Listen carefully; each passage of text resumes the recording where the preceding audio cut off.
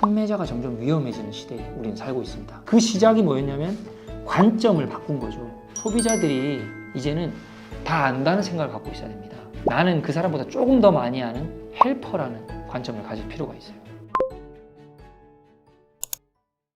안녕하세요, 이승민입니다. 오늘은 캐비엣 벤디토르에 대해서 좀 얘기를 해보려고 합니다.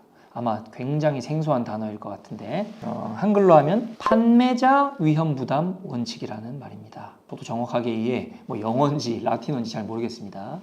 이게 무슨 소리냐면 오늘 드릴 이 내용은 우리가 사업을 할 때 장사를 하던 아니면 마케팅을 하던 반드시 가져야 하는 중요한 관점, 이 관점을 가지지 않으면 이제 앞으로는 힘들기 때문에 이 내용에 대해서 좀 말하려고 합니다. 강조 포인트?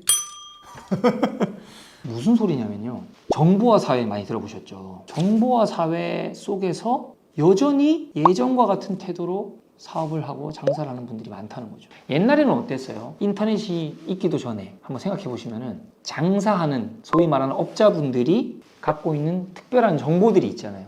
그 정보들을 구매자들은 몰랐습니다. 판매자들은 정보가 이만큼 있고 구매자들은 정보를 거의 모르는 거죠. 이만큼밖에 몰라요. 이만큼 갖고 있는 판매자들이 구매자들한테 정보를 많이 알려줬습니까? 안 알려주잖아요. 그 사러 왔을 때 그냥 딱 필요한 정보를 주면서 그거 하려면 요거 사셔야 됩니다.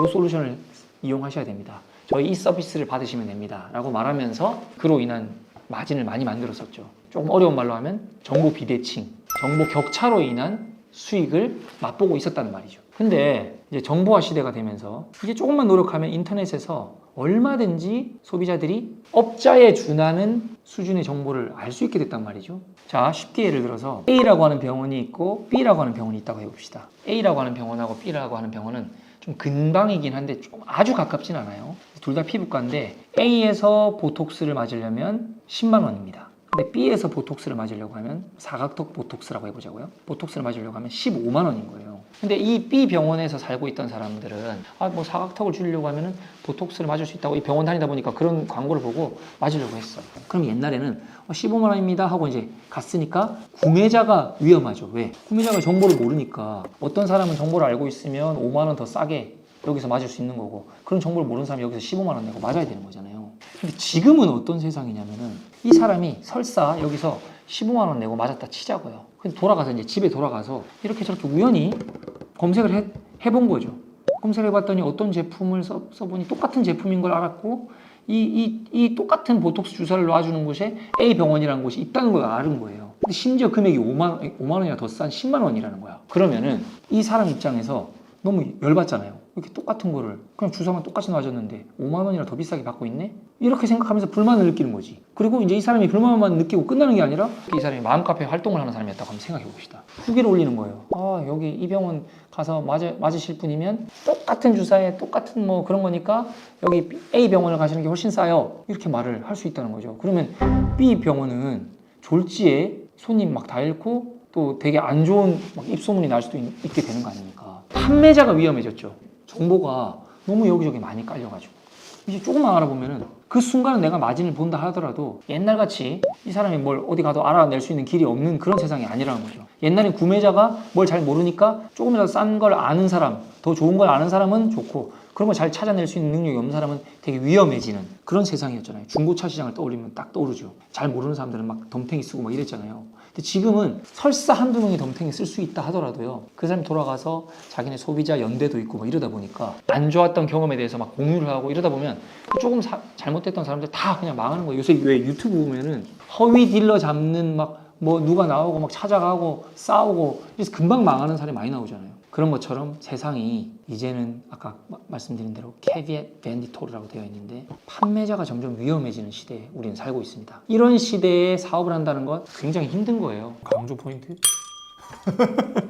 그럼 어떻게 하란 말이냐 생각되잖아요. 제일 첫 번째, 아까 제가 처음 말씀드렸는데 이 영상을 보시는 분들이 관점을 바꾸셔야 됩니다. 어떻게 관점을 바꾸셔야 되냐면 이제는 내가 전문가긴 한데 내가 소비자분들보다 조금 더 아는, 네가 더 나은 구매를 하기 위해서 도와주는 헬퍼라는 관점을 가지셔야 됩니다. 나는 너를 돕는 헬퍼다. 너도 조금만 마음만 먹으면 많이 알아볼 수 있지 않냐? 이만큼 알아볼 수 있는데 아무래도 내가 업자지 않냐, 내가 너보다 조금은 더 많이 알고 경험이 많으니까 조금 더 나은 이 경험을 토대로 내가 너를 더 잘할 수 있게 도와줄게.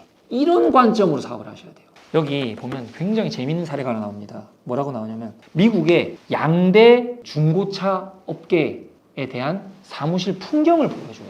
A 업체, B 업체 나오는데 B 업체는 이제 막 신생인데 막 뜨고 있고 A 업체는 전통적인 브랜드 파워가 있어가지고 사업을 이어오는 거죠. 그 둘의 진 풍경을 그대로 묘사를 해놓은 장면이 있어요. 자, 첫 번째, 전통적인 방식을 고수하는 그 중고차 업계는 어떻게 되어 있냐면요. 손님이 찾아와요. 손님이 찾아오면 모니터가 어떻게 되어 있냐면 모니터가 상담원한테만 보여. 상담원이 그 모니터를 보고 있고 그냥 소비자는 그냥 상담원하고만 얘기하는 거예요. 막 다다닥 치면 지금 뭐 어떤 자동차를 원하세요 하면 다다닥 치면서 이제 상담원 보고 있는 거예요. 그 화면을. 소비자들은 말만 하고 자기 적어온 메모를 가지고 그냥 얘기하는 겁니다. 그리고 가는데 이분 말하는 되게 한산하게 하루에 한 10팀 정도가 오고 한 두세 건 정도가 성사되는 것 같다라고 얘기해요. 근데 이제 또 다른 새롭게 신생 뜬 업체의 사무실 풍경은 어떻게 돼 있냐면요. 똑같이 옵니다.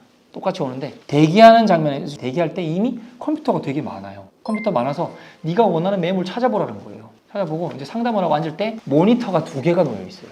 상담원이 보는 화면이랑 소비자가 보는 화면이 똑같습니다. 아까 전에는 소비자는 화면도 못 봤죠. 일방적으로 나는 전문가고 소비자는 아무것도 모른다는 관점이 깔려 있는 거잖아요. 두 번째 이 B 업체에서는 소비자가 다 알고 있다는 것을 전제하고 있는 사업 형태인 겁니다. 심지어 아까 말했잖아요. 온 곳곳에 테이블에 컴퓨터가 있어서 당신이 원하는 거 인터넷에 다 검색해보라고. 네가 그 사람하고 거래할 수 있게 도와주고 더 나은 선택을 할 수 있게 협조해주는 그런 역할을 하고 있는 거예요. 근데 수없이 거래가 많이 되고 있다는 거죠. 마진이 약간 줄지만 도움을 받으러 오는 거예요.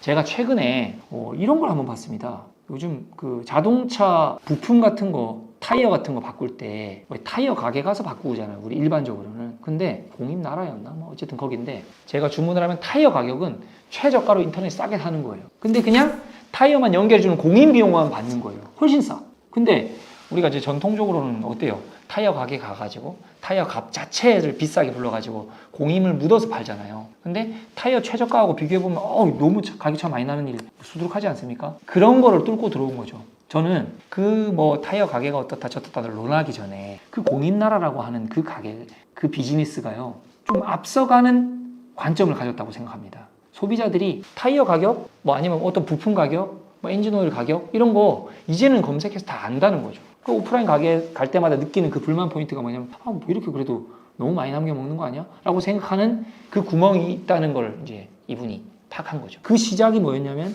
관점을 바꾼 거죠. 소비자들이 이제는 다 안다는 생각을 갖고 있어야 됩니다. 나는 그 사람보다 조금 더 많이 아는 헬퍼라는 관점을 가질 필요가 있어요.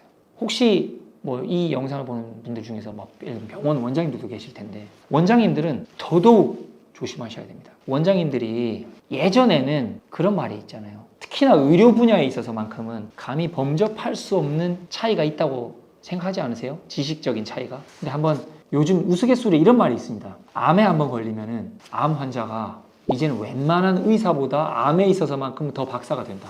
이런 얘기 들어보셨나요? 이게 옛날에 우스갯소리였는데요. 지금은 유튜브나 이런 데 보면 너무 정보가 많아요. 물론 원장님들만큼 이 사람이 어떻게 알겠습니까? 그런데 그런 관점은 가지실 필요가 있다는 거예요. 나한테 찾아오는 환자들이 이제 진짜 많이 공부하고 온다는 거. 근데 이런 사람들의 얘기 아예 들으려고도 안 하는 분들 많이 있거든요. 친절한 말투로 하는 게 되게 중요한 게 아니고요. 그 관점이 소비자들이나 이 찾아오는 환자분들이 예전과 다르게 아무것도 모르는 사람이 아니고 충분히 많은 것을 안다고 하는 전제가 깔린 거랑 아무것도 모르는 사람한테 그냥 친절하게 내가 한다는 건 되게 다르잖아요. 제가 최근에 본 유튜버 중에 의사 선생님이 한 분 계시더라고요. 진아영인가 하시는 분 계십니다. 존스 홉킨스 교수 하시는 분이 자기 사례를 어디 채널에 나와서 얘기해 주는데 자기가 그렇게 얘기하더라고요. 우리가 알고 있는 의학적인 그런 내용은 아직도 멀었다는 거죠. 존스 홉킨스에서 그런 말을 많이 한대요. 실제로. 우리가 알고 있는 것은 여전히 빙산의 일각에 불과하다. 그러니까 나도 아직까지 100%가 아니라는 거죠, 자기도. 그래서 그냥 자기 자신을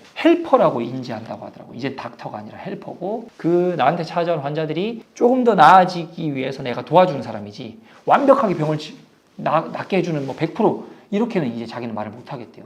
어쨌든 간에 이제 이 영상을 보시는 분들은 특히나 사업을 하시는 분들은 다 관점을 바꾸실 필요가 있습니다. 이제는 우리가 만나는 분들이 충분히 알 만큼 알고 있고 설사 지금은 모른다 하더라도 집에 가서 조금만 노력하면 굉장히 많은 것을 알 수 있기 때문에 거기서 너무 말도 안 되는 이익을 만들려고 하시면 안 됩니다. 그래도 사업을 하니까 이익을 만들어야 되잖아요. 그런 이익은 내가 품을 더 들여서 조금 더 특별한 무언가를 만들어서 하는 것이지 그냥 이 사람 모르니까 대충 이렇게 만들어서 이 금액 받으면 되겠지? 쉽게 생각하면 안 된다는 겁니다. 사실 오늘 영상은 뭔가 답을 주기보다는 숙제를 던졌다고 하는 것이 맞을 것 같습니다. 다음번에 이런 상황 속에서 그럼 우리는 어떻게 헤쳐나가면 될지 또 답은 다 있어요. 충분히 마케팅적으로. 그러니까 공부를 하는 거겠죠. 다음번에 말씀드리기로 하고 오늘 이 관점을 익히시는 여러분 되시기 바랍니다. 감사합니다.